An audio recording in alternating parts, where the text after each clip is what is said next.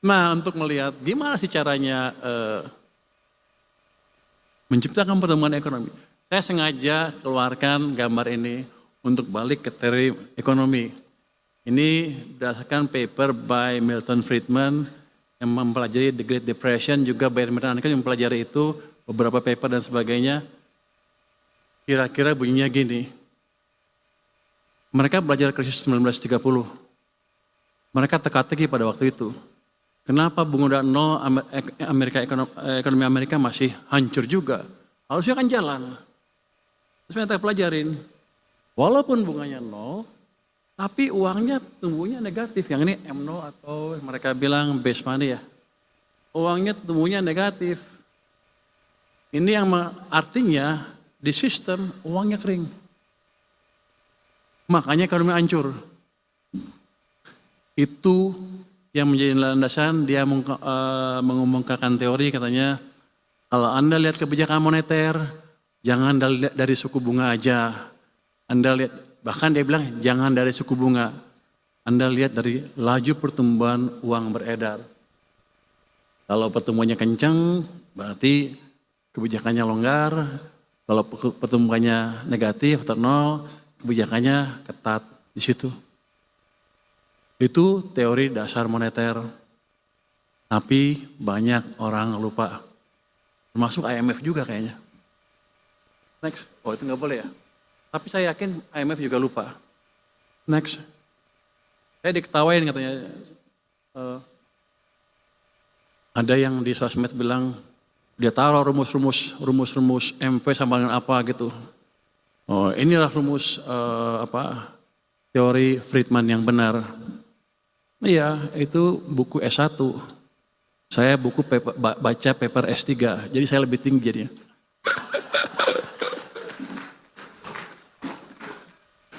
Ini menterinya banyak bercanda ya, biar aja lah. Di mana? Di perekonomian Indonesia. Ini nggak ada pointer ya.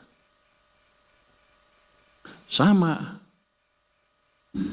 Uang amat berpengaruh kepada kinerja ekonomi kita.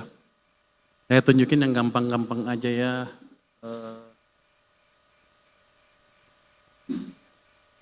Yang hitam adalah laju pertumbuhan M0-nya, yang merah adalah kredit. Anda lihat dari 96 sampai 2014, yang hitam levelnya antara sekian. Yang hitam di sini levelnya cukup tinggi. Tahun 2014 dia jatuh ke sini.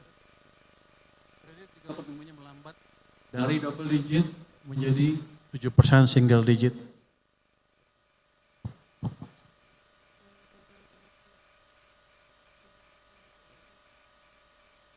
Bahkan sebelum kita COVID kan 2020 nih. 2018 uang kita M0-nya tumbuhnya rata-ratanya hampir nol. Ekonomi kita susah. Jadi sebelum krisis, memang kita mode pertumbuhannya kalau saya bilang waktu itu, we are in a self-destruct mode. Merusak diri sendiri. Gimana waktu saya di mana ya? Saya di maritim waktu itu, saya nggak monitor ini. Di maritim saya asik mancing aja ngeliatin ini. Tapi tahun 2020, saya dipanggil ke sana suruh bantu ke istana ya. Di sini posisi uang waktu itu, di bulan Februari Maret ya.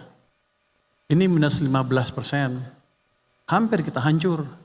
Betul-betul dikeringkan uang. Kita paksa naikin. Kita di maritim mana bisa maksa. Ini nggak ada BI kan ya? Nggak ada ya. Maaf kalau ini. Kita paksa dari istana supaya uang masuk ke sana. Ini masih nggak cukup. Di sini kita pasang fiskal, gelontorin uang seperti yang saya lakukan kemarin. Hari ini efektif. Gelontorkan uang kamu jangan taruh di bank sentral, taruh di sistem ekonomi.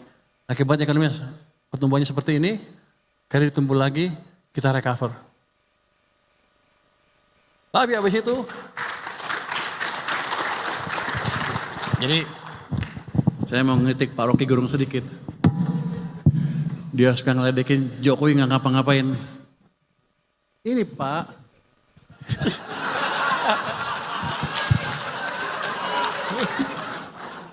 kalau di sana kan dia berkuasa, di sini saya berkuasa. Jadi ini dipaksa intervensi langsung oleh presiden sampai ke sana. Jadi Presiden Jokowi itu berjasa buat kita, walaupun di sampingnya ada saya sih. Tapi setelah itu, nggak lama setelah itu, diturunkan lagi seperti ini. Seret.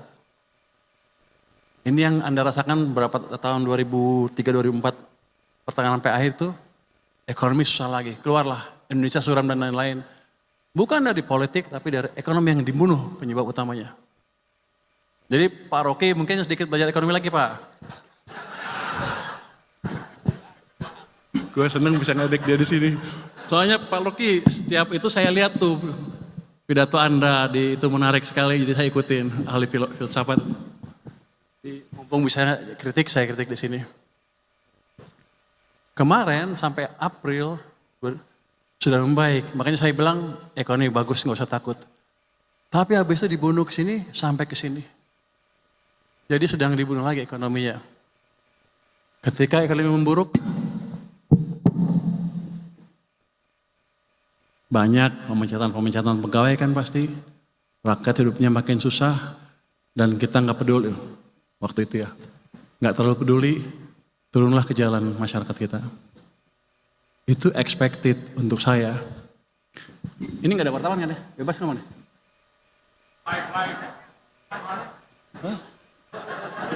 Mas agak aman nih? Aman ya? Media off the record ya. Saya lupa ada Kuto Komis 11. Izin Pak Ketua. Jadi kita sedang dibunuh. Kalau ekonomi seperti saya ngelihatnya dia tuh ini jebakan ekonomi. Tinggal tunggu jatuhnya. Kalau nggak cepat-cepat diperbaiki. Waktu itu awal tahun tidak ada yang memberitahu. Saya mau kasih tahu takut. Saya di LPS nggak boleh ngomong begini-begini. Kalau saya sekarang di keuangan boleh lah. Karena kalau LPS tunggu di belakang nggak bisa masuk ke depan.